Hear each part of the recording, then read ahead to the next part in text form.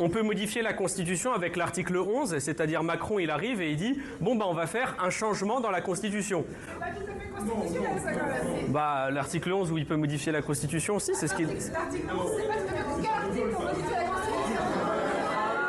Rétablissons la vérité. La Constitution de 1958, notre Constitution, peut être révisée, c'est-à-dire modifiée. 2 articles de la Constitution permettent cette révision.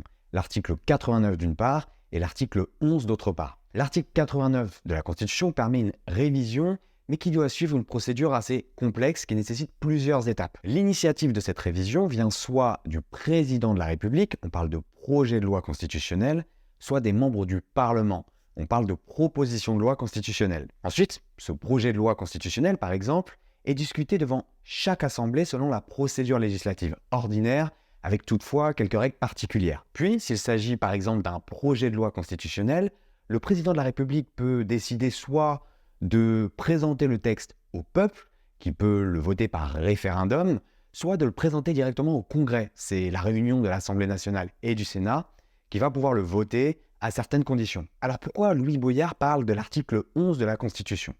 Parce que le général de Gaulle s'est servi de l'article 11 de la Constitution pour modifier le mode d'élection du président de la République pour le passer au suffrage universel.